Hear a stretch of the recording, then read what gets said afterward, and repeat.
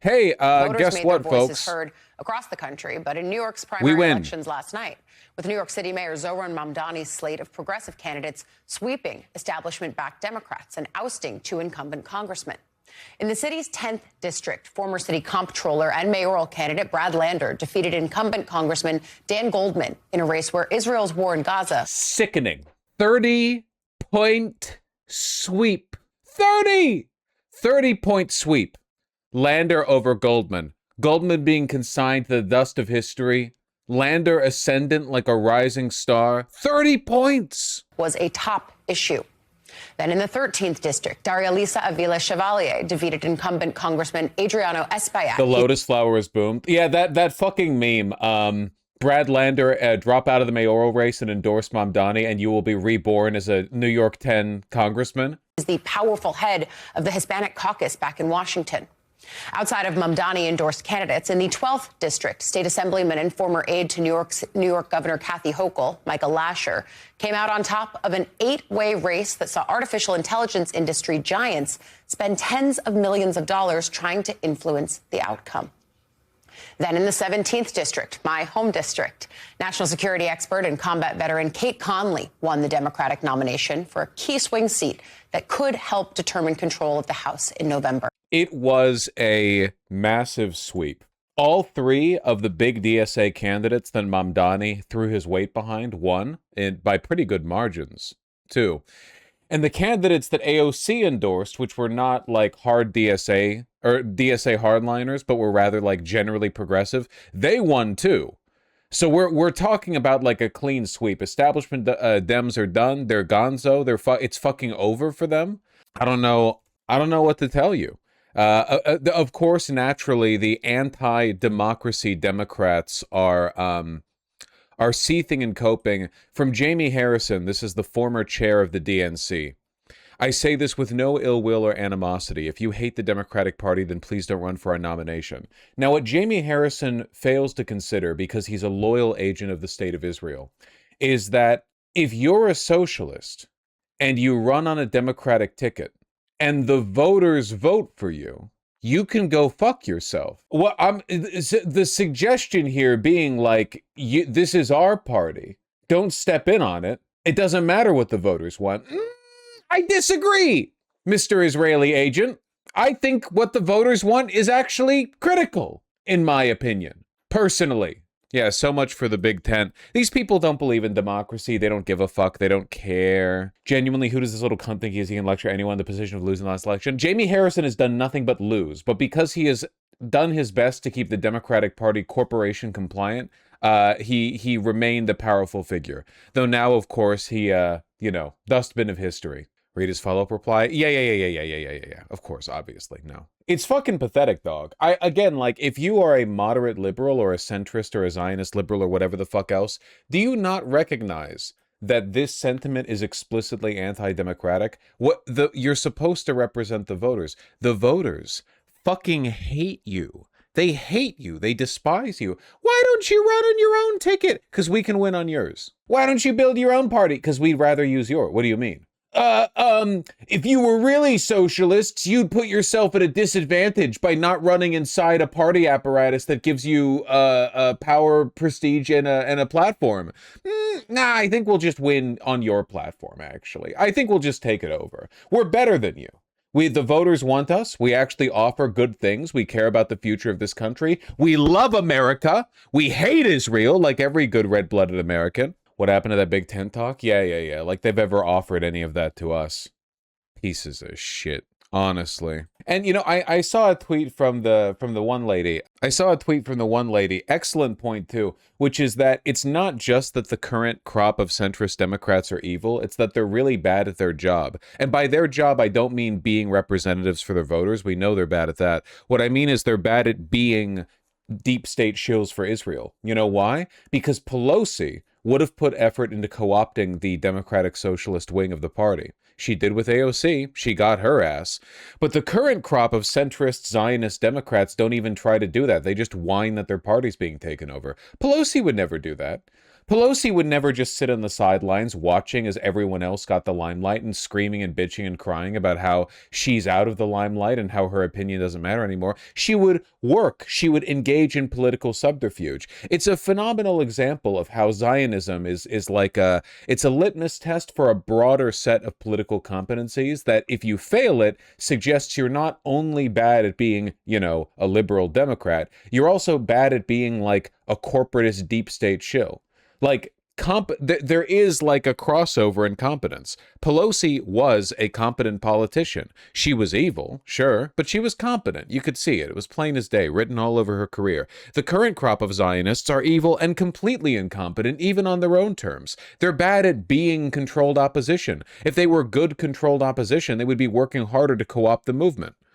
A good example would be Kathy Hochul. Kathy Hochul is at least to some shade, evil, but she's done a reasonably good job of capitulating to Mamdani in a cynical effort to avoid getting ousted in subsequent re-elections, Kathy, whatever I said. Yeah, no, it's pathetic. It really is. No, they got crushed. They got beaten the fuck out. Reminds me of when Plattner said he never once received a phone call from Dem establishment figures even mildly curious as to how his message is winning. Yep. No. Perfect example. Yes, 100%. A competent deep state Democratic Party, a competent party of pedophiles, rapists, and Zionists, but I repeat myself, would have reached out to Plattner and done everything possible to convince him that they need each other. That's just politics 101. Why the fuck would you ignore Plattner? Dude's like a rising star. He's ascendant. He's pulling off a miracle over there. He's got octogenarians showing up in the town halls of cities with like 5 people in them to scream for him when he shows up at the rally. Why are you ignoring him? Well, because you're bad at your job. On every level, you're just incompetent. The Democratic Party rewards incompetence. It's just, I know there are like Zionist shills out there who like the Democratic Party being the party of deference to corporations in Israel, but you'd think they'd want them to at least be competent in that framework, Her victory sets up a showdown with Hudson Valley Republican Congressman. Did you see Schumer getting primaried? Schumer will not win his next election. And Mike Lawler, who's tried to balance moderate policy positions while also defending President Trump. I want to bring in MS Now reporter Will McDuffie. He was up late at one of the election parties, so thank you for being here. I hope you've had... Getting grunked. Oh, I saw this too. This one made me happy. You're next! You're next! You're next! You're next! You're next! You're next! They're chanting at Hakeem Jeffries. And I don't know, maybe he will be next. Your Celsius or whatever your caffeine of choice is.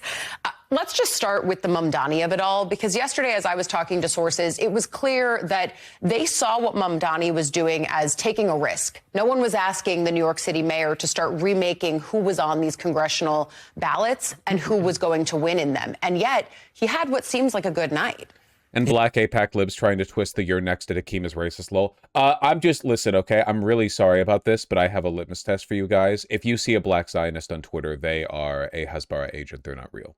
I'm sorry, they literally all talk the same. I'm not going to ignore the obvious and pretend these people aren't literally all paid shills and or bots. Literally like 100% of them. They all talk the same. It is not. Yeah, either they're AI or they're people who should be treated as AI, essentially. It's very, very weird. If you've seen these people, permanent race baiting, constantly locked in a cynical weaponization of woke one to keep the party from being even slightly progressive, they will fight, they never actually fight in favor of anti-racism. They never actually say shit about black people's rights. Every message, every sentiment, every statement, every breath, every thought is like, this is why the left is the real racists. Every single time. It's all like Candace Owens shit, just from a slightly like left of Candace Owens perspective. Anyway. Man, some of these results, hold on. It was such a damn moment last night. I'm sorry, I was out playing host to my in-laws, or will be in-laws, So I wasn't there for it, but no, it was a fucking miracle. I was watching on my phone every time I'd update it. It was a bloodbath. I couldn't believe it when I saw Lander pull ahead of Goldman like that, man. We are right now 132 days away from the first midterms of Donald Trump's second term. We're following results in these key primary races. Wait, Caitlin Collins got to tell Brad Lander live on air that he won? Brad Lander, we came on the air just a couple of minutes ago as the numbers were still coming in your race. I'm going to do something a little unusual here, so I want you to bear with me. not many candidates are on CNN when they hear this music. But we do have breaking news, and we can now project that Brad Lander will defeat the incumbent Congressman Dan Goldman in the Democratic primary for New York's 10th congressional district. And sir, obviously, since we have you here live on air as we are making this call, what is your first reaction to this? Well, thank you. First of all, obviously, I'm thrilled. I did not expect to be on air when the race was called. Look, I love Election Day. I like that voters get to go out and cast their ballots and say, here's who we want to represent us. These are the fights that matter to us. And all I can say is I promise to go out every single day and fight for my constituents and the values that they have, because we need a country that stands up for working people. It doesn't make it so hard to live here. I'll be fighting for a city everyone can afford and where everyone is welcome. And I'm really honored to be on your show tonight. You think Democrats will start being more openly collaborative with Republicans as progressive gain more ground? I'm sure some of them will. I mean, there will be more Fettermans, if that's what you mean. There will be more Democrats who are like, I'm not going to win re-election anyway. I might as well just like throw the mask off right now. There will be people like that, 100%. I don't think it's going to be the majority of them, though. In spite of how bad the National Democratic Party is, I really do think the character of the party is one of weakness. There are people who are openly, maliciously trying to keep, you know, our country, our workers poor and our children raped, right? And that's, you know, people like Schumer and Jeffries and so on. But I think the majority of Democrats in Congress are just like hopelessly locked in capitalist realism, kind of naive, weak, like they're selected because they're sort of compliant, you know, they're easy to woo with lobbyists and consultants. But I think that, like, unlike the Republican Party, I think that there are a lot of Democratic Congress people who are like good, I mean, like good people, but they're, you know, they're real people, unlike Republicans where every single one of those motherfuckers is like a you know, rapist used car salesman, right? Like it's there is a different dynamic between the two parties there for sure. Depending. Man, what a moment. What a damn moment. Across 4 states, not just one, that are going to shape the state of the opposition party, the Democrats, in their first nationwide challenge to President Trump's power in November. The results of tonight's elections in Maryland, in South Carolina, in Utah, and especially the donors on the left are going to throw the money to the right to fight up progressives. You know, it's funny you say that, because that's partially true, but it's also partially false, which is kind of implied by me saying it's partially true. A lot of donors are actually upset with the Democratic Party for not moving further left. After 2024, there was a crisis in the like fundraising side of the DNC because they were like, what the fuck? We dumped a fuck ton of money into Kamala Harris and she fucking lost. Like, you have to win. What's the point of us giving you money if you don't win? Yeah, the DNC still holds a lot of debt that they haven't paid off from the 2024 election. And a lot of donors have basically said they're not going to give money. For one, a ton of like billions of dollars were conditioned behind Joe Biden dropping out of the race.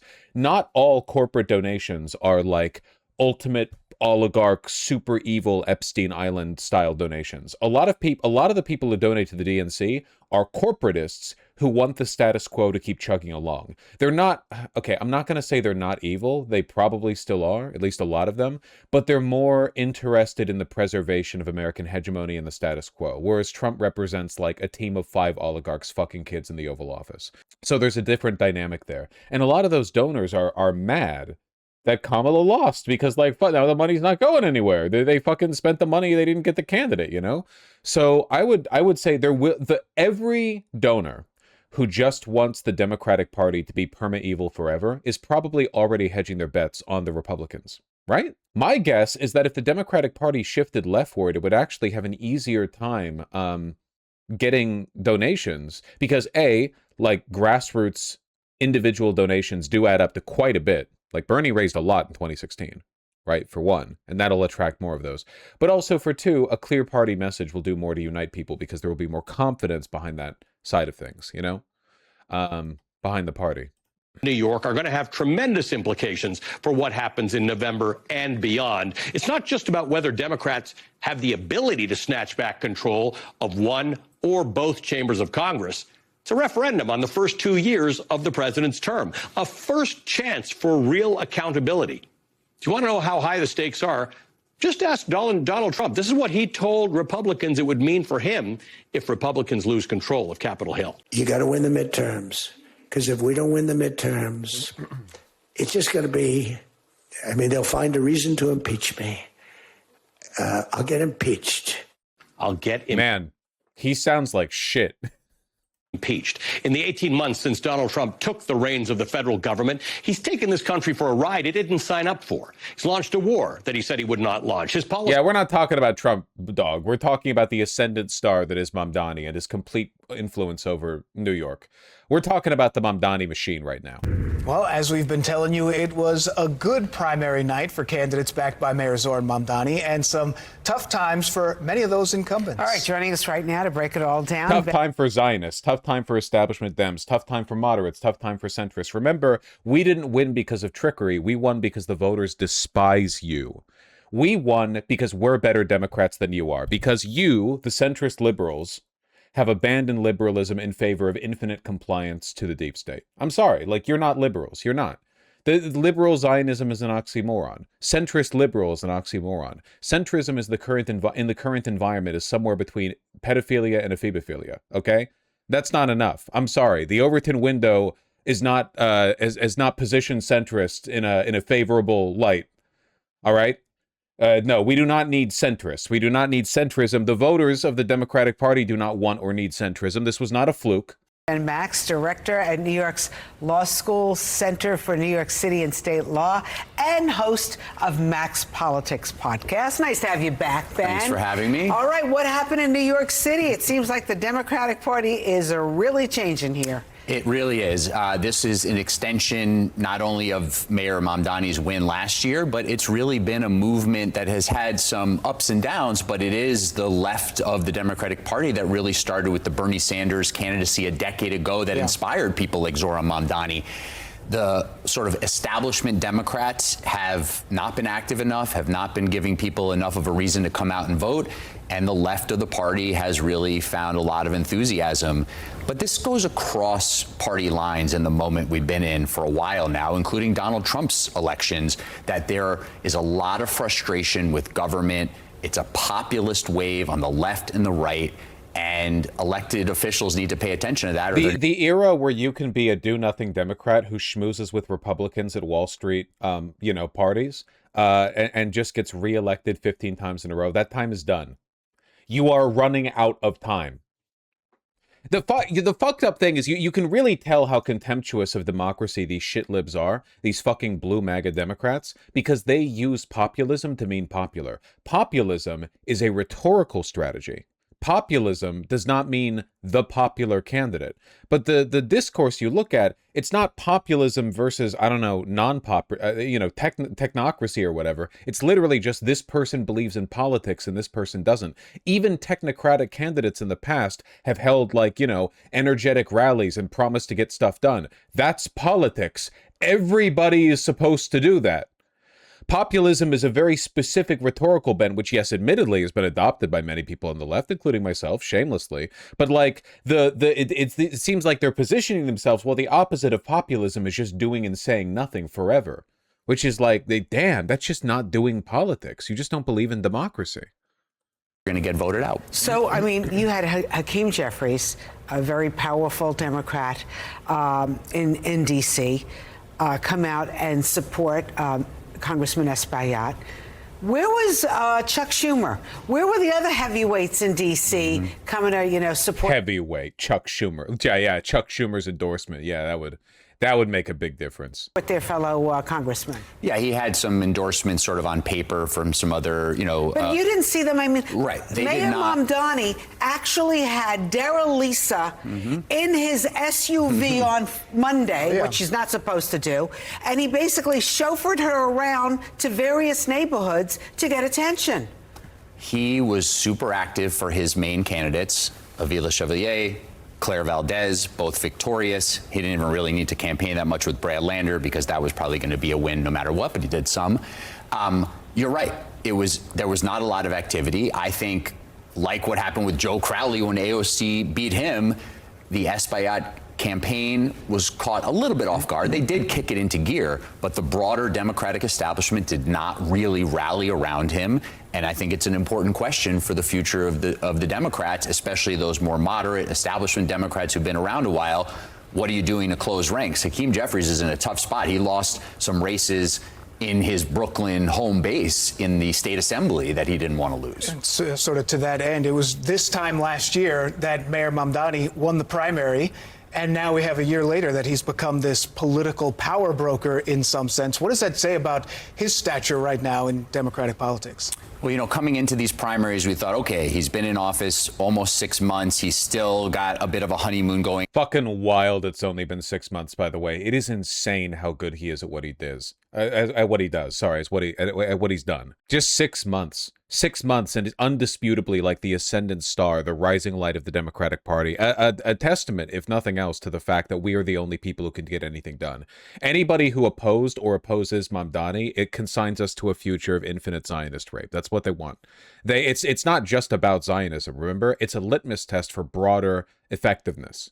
On. He's done a pretty good job focusing on the job of mayor and letting people know he's in to do the job. Now he's shifting into political mode, and you think, okay, this is probably the time where his political capital might be the highest, because we know mayors get less popular the longer they're in office. So far, it's only going up. But now he's got even more political capital because of the juice he just showed here. How long will it last? We don't know. It can shift the next election. Republicans are going to use these Democratic primary wins against Democrats in races like New York 17 there in the suburbs, the statewide race of governor. So we'll see how that goes. I don't know that that's a slam dunk for Republicans, but Mamdani is now even higher on his power than he was. And listen, the turnout here was still very low, and in a lot of times the Democratic Socialists, they don't necessarily like to see turnout in that way, but this was almost the opposite of what normally happens. Exactly. They were nervous. I spoke to the DSA co-chairs on my podcast, and they were saying we were alarmed by the early voting numbers, and they had to kick things into a different gear themselves. But we are just not seeing turnout by the more moderate establishment Democrats. Yeah, the real story here is that turnout for people in the center of the Democratic Party is abysmal. Like, nobody wants to come out and vote for Goldman. Nobody. No, there's not a single soul. Goldman actually got 0 votes in the primary. Real believers will agree. There's just no energy for it. And this is something that you would know if you cared about democracy or the will of the voters, you know? I don't know. Maybe I'm shadowboxing a little bit. I just see there are so many like would-be ivory like they want to be on their ivory tower. They're stewing in shit, but like they want to be on the ivory tower. Globehead neoliberals who think they're like observing and playing a grand chess match with the Democratic Socialists, when in reality their platform is just getting fucking taken over. Y'all are getting bent over the couch, dog, and it's your fucking fault because you hate your voters, and you don't give a shit about what they think or what they want. The Democratic Party, by which I mean the establishment Democratic Party, because that's what people think about when they say the Democratic Party. Nobody says the Democratic. How do you think the Democratic Party is doing a good job? Oh yeah, I think Mamdani's doing great. No. You mean Schumer. The popularity of the Democratic Party is through the fucking floor right now. It's abysmally low. Anybody and everybody can see people are not happy. But we still have to pretend. We have to like look at what happened with Platner and Mills, man. But somehow we have to like pretend there's a real debate going on here. This is not a discussion between who leads the party into the future. We know who does. This is a discussion between people who want to lead the party into the future and people who are okay with losing forever. That's the line. God, I hate these people, man. Well, on the plus side, all the worst people in the world are upsetty spaghetti about this. Stop Anti-Semitism, in a bold and robust blow against anti-Semitism, accuses the Bolshevik parasites of being leeches on society and stops just short of saying we need to build camps for them. Thank you, Stop Anti-Semitism. Appreciate that. Oh, this is a quote from Melissa DeRosa, most known for being an appointed official under Cuomo, who resigned in disgrace just days after it became public that he couldn't stop touching women in his office. Gotcha. She no doubt knew about it and only resigned when it broke publicly. Great. Thank you, Melissa DeRosa. Appreciate that. Democratic Socialism's popularity up like a rocket. Oh, baby. The Democratic Socialists seem to be doing considerable. When the people agree with me. better than they used to be, and they have the chance to knock off, in fact, Democratic incumbents in Congress.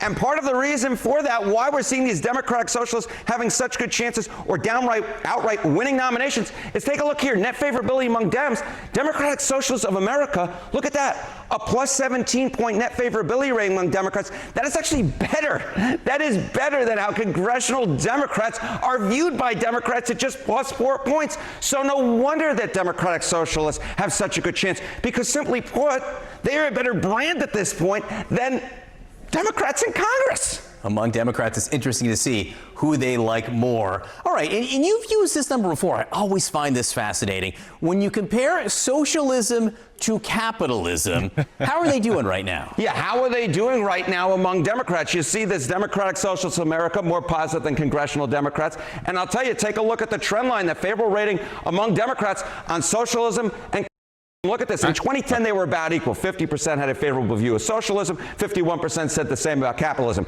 But capitalism has absolutely fallen through the floor. Look at this. It's now just 42% of Democrats who have a favorable view of capitalism. Socialism, on the other hand, up like a rocket. Look at this. 2 in 3 Democrats have a favorable view of socialism. So now, obviously, the average Democrat has no idea what either of these terms mean, but you could still read this as like a general general line on how people are feeling, socialism is on the rise among Democrats. 2/3 is crazy, though. That is very crazy. Capitalism is on the decline among Democrats. And again, this is part of the longer-term trend in which we are seeing Democratic Socialists doing considerably better among Democrats, electing a mayor right here in New York City, for example. And as we said, there are primaries next week with Democratic Socialists, self-proclaimed, on the ballot. What are the prediction markets saying about how they may do? Yeah, this to me is one of the more... I don't give a fuck about the prediction markets. Yeah, no. It truly, genuinely is huge. I can't tell you how excited I am for the future of... The New York DSA really is a shining light, a beacon of, like, good electoral participation. It's very, very good.